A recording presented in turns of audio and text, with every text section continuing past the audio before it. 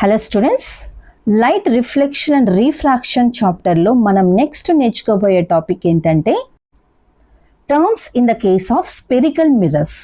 అసలు ఈ టాపిక్ ఏంటి, ఎందుకు నేర్చుకోవాలి? ఎందుకంటే to construct the ray diagrams of spherical mirrors we need to know few terms. Okay, అంటే స్పెరికల్ మిర్రర్స్ యొక్క రే డయాగ్రామ్స్ని డ్రా చేయాలంటే మనకి ఫ్యూ టర్మ్స్ తెలిసి ఉండాలి, అప్పుడే మనం డ్రా చేయగలుగుతాం. సో ఈ టాపిక్ చాలా చాలా ఇంపార్టెంట్, జాగ్రత్తగా వినండి. ఓకేనా స్టూడెంట్స్, ఫస్ట్ నేను ఇక్కడ డ్రా చేస్తున్న mirror A type of mirror అనేది నాకు చెప్పండి. ఇప్పుడు చెప్పండి, ఇది ఏ టైప్ ఆఫ్ మిర్రర్? ఇది కాన్కేవ్ మిర్రర్. ఎందుకంటే ఎక్కడ కోట్ చేసాం మనం? బల్జ్డ్ సర్ఫేస్ సైడ్ కోట్ చేసాం. ఓకేనా, సో ఇది ఏ type of mirror? Concave mirror. ఓకేనా, రైట్. ఇప్పుడు ఇక్కడ రిఫ్లెక్టింగ్ సర్ఫేస్ ఏంటి? ఇదంతా రిఫ్లెక్టింగ్ సర్ఫేస్ కదా. ఒక సైడ్ కోట్ చేసాము, ఇంకొక సైడ్ పాలిష్డ్ సర్ఫేస్ ఉంది, సో అది reflecting surface. So the centre point or middle point on the reflecting surface is called pole. ఓకేనా, దీన్ని పీతో, లెటర్ పీతో రిప్రజెంట్ చేస్తాం. పోల్ని ఏ లెటర్తో రిప్రజెంట్ చేస్తాం? Letter P. ఒకవేళ ఎగ్జామ్లో వాట్ ఈస్ పోల్ అని అడిగితే ఈ సెంటెన్స్ని మీరు డెఫినేషన్గా రాయొచ్చు. ఓకేనా, నెక్స్ట్, ఈ స్పెరికల్ మిర్రర్ ఎక్కడి నుంచి వచ్చింది? లాస్ట్ క్లాస్లో మనం నేర్చుకున్నాం, it is a part of sphere అని కదా. సో ఈ స్పియర్కి ఒక సెంటర్ పాయింట్ ఉంటుందిగా, సెంటర్ ఉంటుంది కదా. ప్రతి సర్క్యులర్ ఆబ్జెక్ట్కి ఒక సెంటర్ ఉంటుంది. సో ఈ స్పియర్ కూడా ఒక సెంటర్ ఉంటుంది. ఆ సెంటర్ పాయింట్నే మనం ఏమంటామంటే సెంటర్ ఆఫ్ కర్వేచర్ అంటాము. దీన్ని లెటర్ సితో రిప్రజెంట్ చేస్తాం. ఓకేనా, centre of curvature is represented by the letter C. So if they ask what is centre of curvature, అప్పుడు మీరు ఈ పాయింట్ని రాయొచ్చు. ఓకేనా, సో ఈ రెండు పాయింట్లు నేర్చుకున్నారు కదా, పోలు, సెంటర్ ఆఫ్ కర్వేచర్ అనేది. ఈ రెండిటికి ఒక ఇంపార్టెంట్ పాయింట్ మీరు తెలుసుకోవాలి. ఓకేనా, అది ఏంటంటే పోల్ వచ్చేసి రిఫ్లెక్టింగ్ సర్ఫేస్ మీద ఉంటుంది, కానీ సెంటర్ ఆఫ్ కర్వేచర్ మాత్రం రిఫ్లెక్టింగ్ సర్ఫేస్కి అవుట్ సైడ్ ఉంటుంది. ఓకేనా, అంటే సెంటర్ ఆఫ్ కర్వేచర్ ఈ స్పెరికల్ మిర్రర్ యొక్క పార్ట్ కాదు, it is an imaginary point of the spear, అంతే.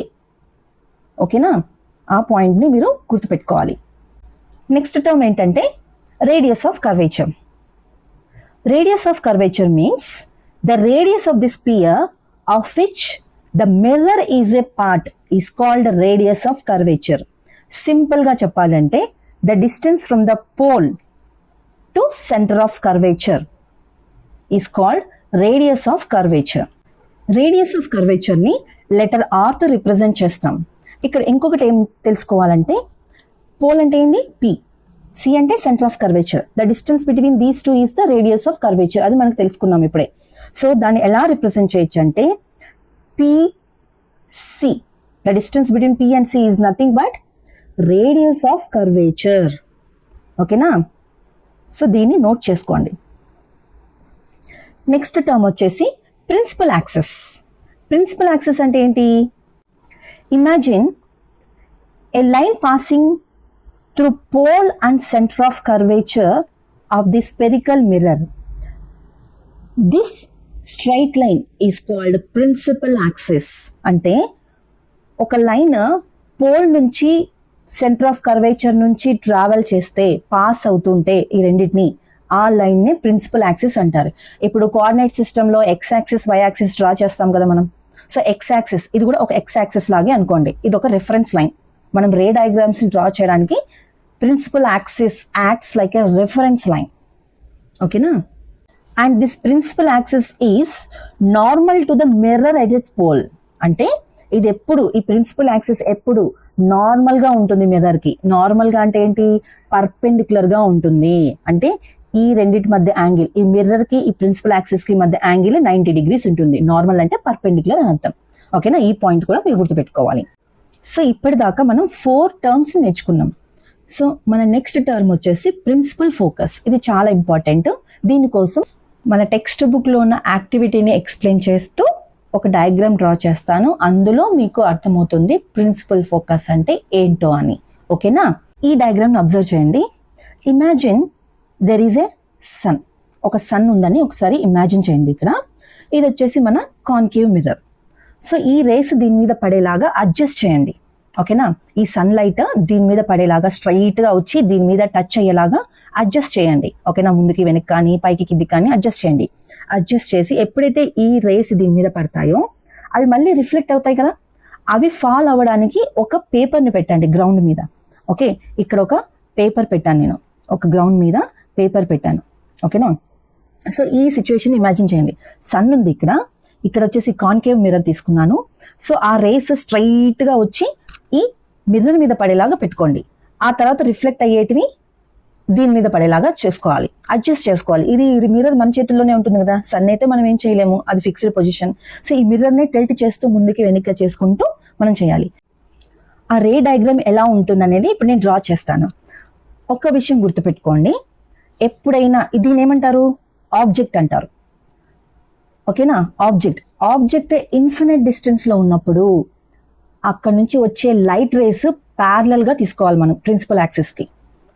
ఏం చెప్తున్నాను, ఎప్పుడైనా ఒక ఆబ్జెక్ట్ ఈ స్పెరికల్ మిర్రర్కి ఇన్ఫినిట్ డిస్టెన్స్లో ఉంది అనుకోండి, అంటే చాలా డిస్టెన్స్గా ఉంది మిర్రర్కి, ఈ ఆబ్జెక్ట్కి చాలా డిస్టెన్స్గా ఉంది.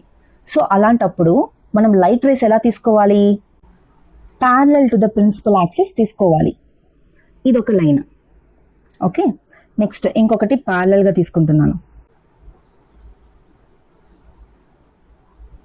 ఓకే, సో ప్యారలల్గా తీసుకుంటే యాక్చువల్గా ఇక్కడ నుంచి ఇలా పడుతున్నట్టు మనకు అనిపిస్తుంది, కానీ ఈ రెండు డిస్టెన్స్ ఎంత ఉంటుంది, ఇన్ఫినిట్ డిస్టెన్స్ ఉంటుంది. అలాంటప్పుడు ఏం చేస్తామంటే ఆబ్జెక్ట్ ఇక్కడ ఎక్కడో ఇన్ఫినిట్ డిస్టెన్స్లో ఉందనుకుంటే,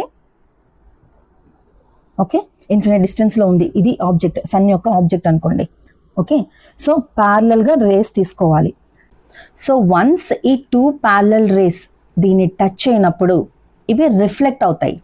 ఈ లైట్ రేస్ రిఫ్లెక్ట్ అయ్యి ప్రిన్సిపల్ యాక్సిస్ మీద ఒక పాయింట్ దగ్గర మీట్ అవుతాయి. సో చూడండి, గమనించండి. సో ఇక్కడ నుంచి రిఫ్లెక్ట్ అయ్యి ఈ రెండు ఈ పాయింట్ దగ్గర మీట్ అవుతున్నాయి. సో ఈ పాయింట్ని ఏమంటారంటే ప్రిన్సిపల్ ఫోకస్ అంటారు. ఓకేనా, సో ఏంటి, ఏదైనా ఒక ఆబ్జెక్ట్ ఇన్ఫినైట్ డిస్టెన్స్లో ఉన్నప్పుడు లైట్ రేస్ని ఎలా తీసుకుంటాము, parallel to the principal axis తీసుకుంటాం. ఓకేనా, ఈ ప్యారలల్ రేస్ ఈ మిర్రర్ని ఎప్పుడైతే టచ్ చేస్తాయో అవి రిఫ్లెక్ట్ అవుతాయి, అంటే వెనక్కి వచ్చేస్తాయి. సో రిఫ్లెక్ట్ అయిన తర్వాత ఎక్కడికి వస్తాయి, ఆ రిఫ్లెక్టెడ్ రేస్ అన్నీ ప్రిన్సిపల్ యాక్సిస్ మీద ఒక పాయింట్ దగ్గర మీట్ అవుతాయి. ఆ మీటింగ్ పాయింట్ని ప్రిన్సిపల్ ఫోకస్ అంటారు. సో ఈ ప్రిన్సిపల్ ఫోకస్ని లెటర్ ఎఫ్తో రిప్రజెంట్ చేస్తాం. ఓకే, సో ఇందాక మనం యాక్టివిటీలో ఒక పేపర్ గ్రౌండ్ మీద పెట్టాం కదా, ఈ పేపర్ని కాస్త తీసుకెళ్ళి ఈ ప్రిన్సిపల్ ఫోకస్, ఈ రెండు రేస్ రిఫ్లెక్టెడ్ రేస్ మీట్ అవుతాయి కదా, ఆ పాయింట్ దగ్గర పెట్టండి. ఇక్కడ ఆబ్జెక్ట్ ఏంటి, సన్. సో ఈ సన్ యొక్క ఇమేజ్ ఈ పాయింట్ దగ్గర, ఈ ఎఫ్ పాయింట్ దగ్గర ఫార్మేషన్ అవుతుంది. So concentration of light race fall అవడం వల్ల ఈ పేపర్ కాస్త బర్న్ అయిపోతుంది. సో అది ఈ యాక్టివిటీ యొక్క ఎక్స్ప్లెనేషన్. సో ప్రిన్సిపల్ ఫోకస్ అంటే ఇది. నెక్స్ట్ ఫోకల్ లెంత్ అంటే ఏంటి, the distance from the pole to principal focus is called focal length. Okay, next last term వచ్చేసి అపర్చర్. యూజువల్గా స్పెరికల్ మిర్రర్స్ టాప్ పాయింట్ని ఎమ్ గాను బాటమ్ పాయింట్ని ఎన్గా రిప్రజెంట్ చేస్తాము, గుర్తుపెట్టుకోండి. ఓకేనా, సో అపర్చర్ అంటే the diameter of the reflecting surface of the spherical mirror is called aperture. సింపుల్గా చెప్పాలంటే ద డిస్టెన్స్, ఈ ఎమ్ పాయింట్ నుంచి ఎన్ పాయింట్ వరకు ఉన్న డిస్టెన్స్ని, ఆ డయామీటర్ని మనం అపర్చర్ అంటాం. ఓకేనా, so this is all about terms in the case of spherical mirror. మన నెక్స్ట్ వీడియోలో రే డయాగ్రామ్స్ని డ్రా చేయడానికి యొక్క రూల్స్ ఏంటో మనం నేర్చుకుందాం. ఓకేనా, థ్యాంక్ యూ.